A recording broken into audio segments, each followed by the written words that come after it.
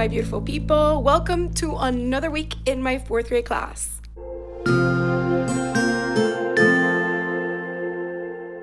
Hello, today is Monday, April 3rd, 2023. If you're new to my channel, my name is Mariely Sanchez, and I'm a fourth grade teacher in South Florida. It is the end of the school day, and I've been busy.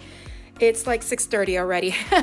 I've been trying to declutter underneath my kidney table. It's needed to happen for some time, and on top of it as well. So I did that. So let me quickly show you. So here is my top of the kidney table all cleared, and so is the bottom floor. Very, very happy with that. Been meaning to do that for quite some time.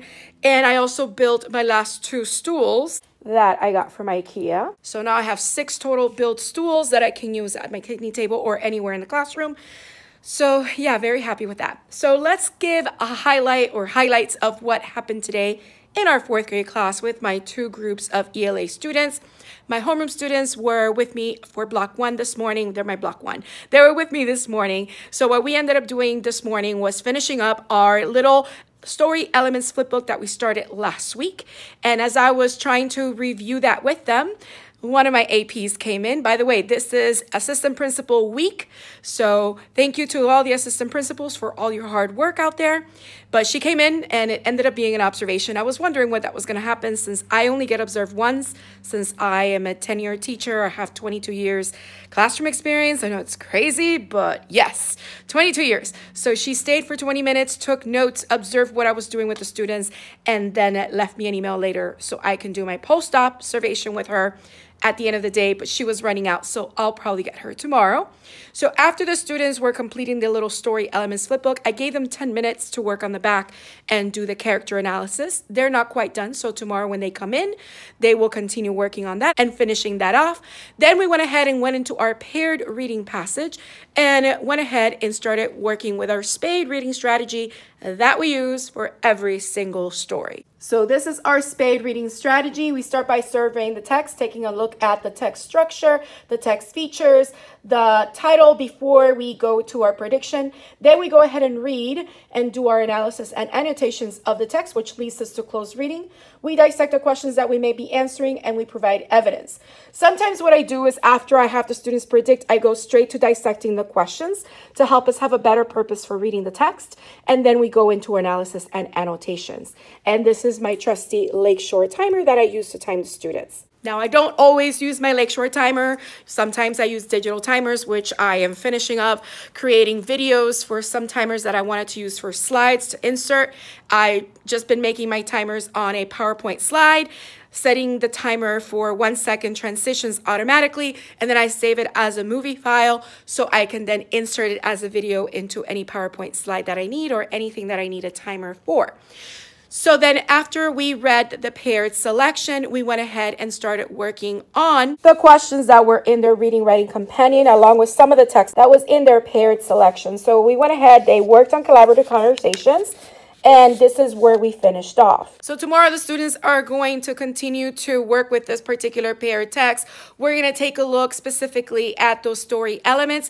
And something that they did at the end of class was they worked with groups on finishing a compare and contrast Venn diagram to show how this particular story was similar and different to our anchor text, Mama, I'll Give You the World. And this is what that Venn diagram looked like. So they put their names up here with the date, and they went ahead and talked about how the story was different, each story was different, and how they were alike. Compare and contrast is such a good skill to use. It encourages, retention of knowledge and expansion of those neurons in your brain. Really good strategy to embed in any lesson that you do. So I was done with my block 1. They went to lunch. When I came back from lunch, I had my block 2 for the afternoon. And with that particular group, we were working on rereading Sadie's Game, which is our shared read, and then working on completing the conflict graphic organizer that was in their book. So this is the story, Sadie's Game. My answers are not here because I had done them online. And we had also reviewed the vocabulary online last week. So what we were doing is we were looking at this particular graphic organizer. They gave us character, setting, conflict, and all we had to do was list 2 events that led to the resolution, and that is what we did in that class. Then after that, they went ahead and started working on their answer to the respond to reading question, which I modeled by giving students a closed paragraph, C-L-O-Z-E, where they had blanks and they had a word bank that they could just plug words in so that they can show the answer to that particular question on what readers can learn from Sadie and her brother Richie's relationship. So here is how that looks. And as you can see, they had their word bank here on the side. We're using the RAP strategy to answer these questions. Restate the question, answer it, improve it. And we were also using the sentence starters that the book gave us so that the students can go ahead and finish answering this particular question. After that, we did a reread of Mama, I'll Give You the World, which is our anchor text. And then the students went ahead and started completing their reading writing companion pages 50 through 52, which basically contained different questions and graphic organizers for them to answer. This one was on figurative language. This one was on dialogue and character thoughts and what they reveal about the characters. And this one was about the illustration, which we didn't fully finish. So tomorrow, because they start with me, this is where we'll start our class. Then they will have a reading response question to do for Mama, I'll Give You the World, following the same type of format as the one that they did for Sadie's game. My hope is that they can follow that format and just provide the answers to that question related to the relationship between Mama and Luisa in our anchor text story. So slowly but surely, we're getting ready to wrap up this unit. I do have in my lesson plans for my block 1 to take the reading test for this on Wednesday, and then we can debrief it on Thursday. Try to condense it since Friday there's no school, is a teacher planning day. Our third grading period actually ends this week and grades are uploaded on Friday. But I am opting that day, so I'm gonna make sure all my grades are ready to go. I just have a few grades to add from last week and this week, and then I can close my grade book. So that is everything that I have done for today, and I hope you enjoyed that. Stay tuned for tomorrow. It is now Tuesday. It's the end of the day. I'm going to make this quick because I got to dash out of here. I'm going to Gus Machado Ford for an Ed Fund activity that they rescheduled for today. And I also have an appointment that I need to do through telehealth. So I got to make a dash. But today, what we ended up doing, I started with my block 2. They went ahead and finished pages 50 through 52 that I showed you yesterday. So we finished that up. They also worked on a little comic strip writing at the start of the day on Peanuts cartoon just to get them started for the day. And then after that, we completed the reading response for Mama, I'll Give You the World. And then we went back to Miami by way of Fujian, and they started working on their story elements flipbook, which they're not done yet, so tomorrow they need to go ahead and work on that. With my block 1, which I had this afternoon today, they went ahead and finished their story elements flipbook and making sure that they also finished their reading response for Mama, I'll Give You the World. Then they went back into groups, finished the compare and contrast for both stories.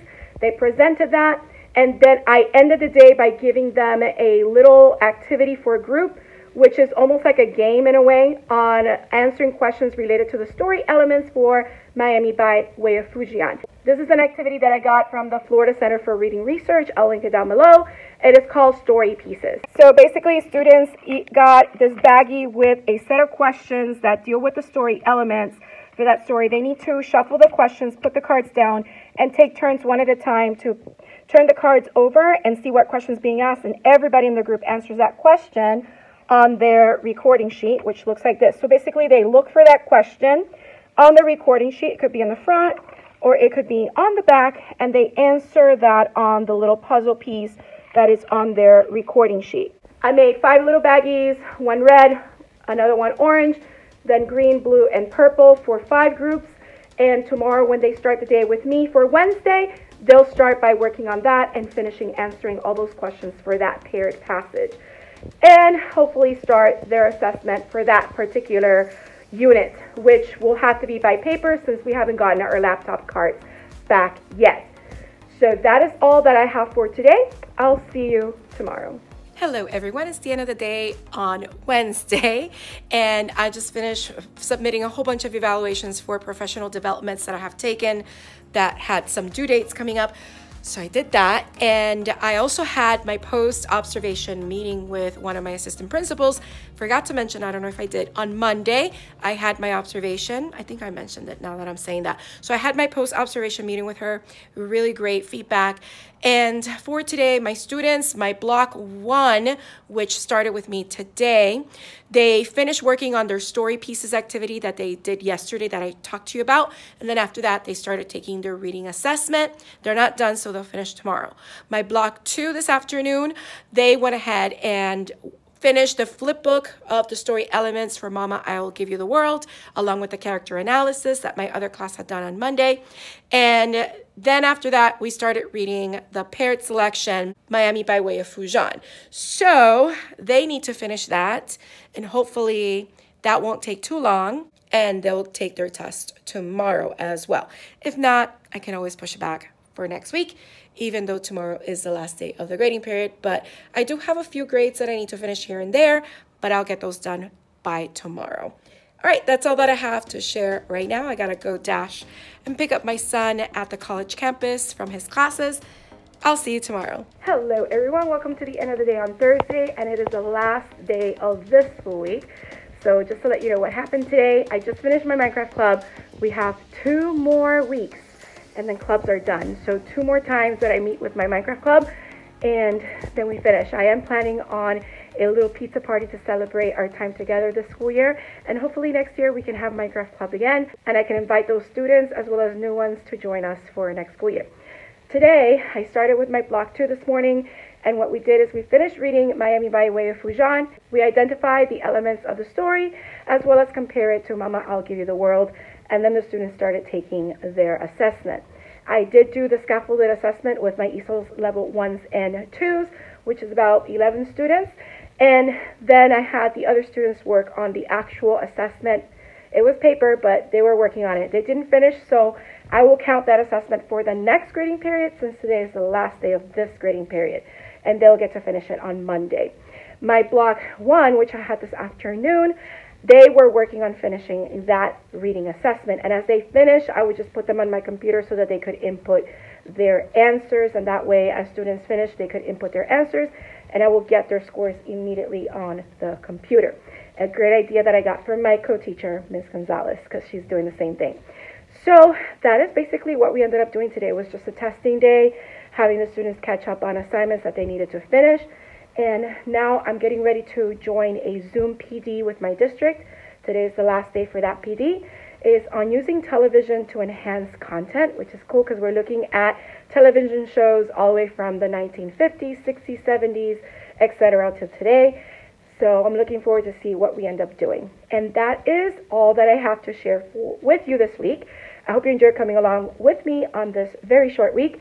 Now, from now until Memorial Day, it'll be straight 5-day school weeks, and we are definitely in crunch time because that assessment for the state is the last one, the PM3, which is the one that actually counts towards the student's progress, will be in May. So that is coming by really quickly. So yeah, crunch time it is, starting next week. So I hope you enjoyed coming along with me. If you did, don't forget to hit the like button. Leave a comment down below. Let me know what you thought or any questions you may have. Also, if you haven't subscribed, please consider subscribing so you don't miss any future videos. I hope you have a beautiful, magical day, and don't forget to smile. Hello, dreamers, wishers, and magical thinkers. Thank you so much for making it to the very end of this video and for showing your support. If you'd like to subscribe, you can do so by clicking on my picture down here. You can also check out my latest videos here and here. Don't forget to believe in the magic that's inside you because you are capable of great things. See you next time.